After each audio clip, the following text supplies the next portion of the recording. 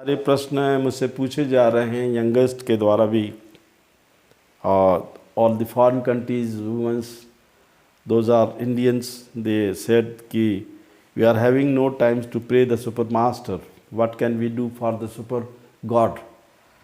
वो बोले कि हमारे पास समय नहीं है महाराज, हम क्या जानें, हम कैसे पूजन करें और हमारे लिए तो समय नहीं है। तो मैंने उनसे बोला सुबह उठते हुए खाना खाने के लिए तो समय है, ड्यूटी जाने के लिए समय है, खेलने के लिए समय है। एक बालक ने मुझसे पूछा बास्केटबॉल खेलता रहा, खेल में इतना लीन हो गया, अमेरिका में पढ़ता था कि वो 12th नहीं निकाल पाया।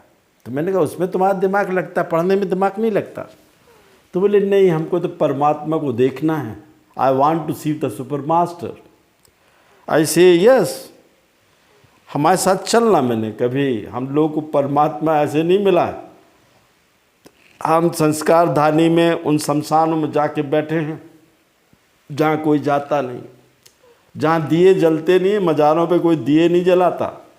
अफ़गानिस्तानी पीर, मैंने पहले भी उनके सामने इंट्रोडक्शन बताया, जो अफ़गानिस्तान से आए थे और 11 दिसंबर 1818 में उन्होंने अपनी समाधि ली। आज वो जिंदा पीर हैं, औघड़ हैं, वहाँ लोग जाने से जल डरते हैं। मुल्ला नसरुद्दीन उस ज़माने में उस शमशान के बॉस थे, उनके भाई, वो भी मुझे जानते थे।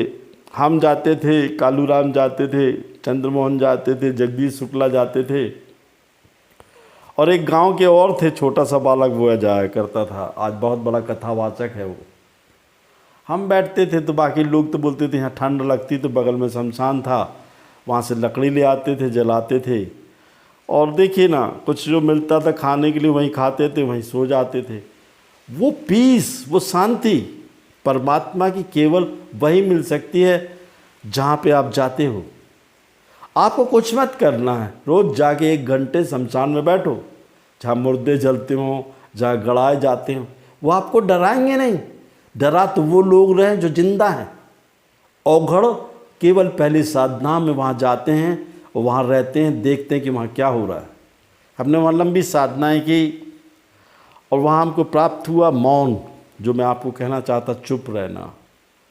फिर चुप रहने के बाद दूसरी प्रक्रिया हमने अपनाई, वहाँ सो जाते थे, घंटों सो रहे हैं, किसी चीज़ का होश नहीं, खाने का होश नहीं, पीने का होश नहीं।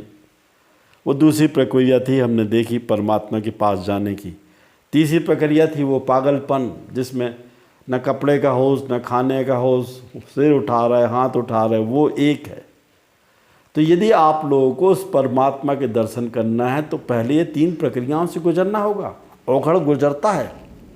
ये जो लोग आज पाखंड कर रहे हैं, हिंदुस्तान में लोग घूम रहे हैं, कुछ लोग अंदर हैं, कुछ ऐसा हिलाते हैं कि भगवान विष्णु हो गए, कुछ लोग तंत्र मंत्र पर विद्याओं को कमा रहे हैं, कुछ प्रवचन से कमा रहे हैं, कुछ बोलते हैं कि हमारे यूट्यूब को सब्सक्राइब करो, लाइक करो, उससे कमा रहे हैं। मुझे तो समझ में नहीं आता ये कर क्यों रहे हैं। मुझे संसार में एक शख्स ला के दो, इधर देखो श्रीमान जी, जो मरता है तो उसके शरीर पे जो कफन ओढ़ के जाते हैं उसमें जेब नहीं सला होता, जिसमें उसके नोट नहीं जाते हो तो मुझे बता दो, मैं उसका गुलाम हो जाऊंगा, क्योंकि मैंने शमशान साधनाएं की हैं। किसी को गड़ाते हैं ना श्रीमान जी, तो सोना चांदी रात साथ में नहीं गड़ाते। जब खाली हाथ आए थे, वहाँ कुछ जाना नहीं है, तो ये नाटक क्यों कर रहे हैं आप। और कुछ खुदा को ढूंढने के लिए आपको वहाँ जाना तो पड़ेगा जहाँ एक दिन आपको जाना है।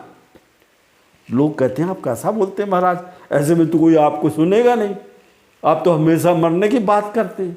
अरे तुम जिंदा रहते मरने की कोशिश करो, हमेशा ही जानो कि तुम्हारी मौत निश्चित है। किस पल, किस क्षण, किस वक्त आएगी कोई नहीं जानता।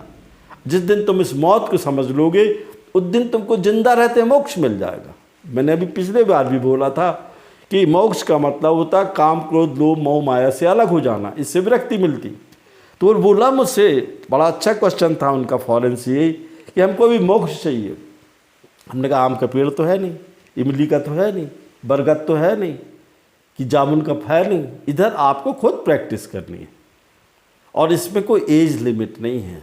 मैं संसार के लोगों को औघड़ नहीं बनाना चाहता, पर उनको ये बोलना चाहता हूँ कि हर एक दिन ये सोच लो सुबह उठ के कि अपनी ज़िंदगी में ऐसा कोई गलत काम नहीं करना जिससे संसार का बुरा हो। मैंने कहाँ देखा लोगों को, गरीबों को खाना खिलाते हुए। हमने एक सेठ जी को देखा, संस्कारधारी में बहुत बड़ा सेठ था, होटल थी, उसकी छपरी पे एक आदमी सोता था।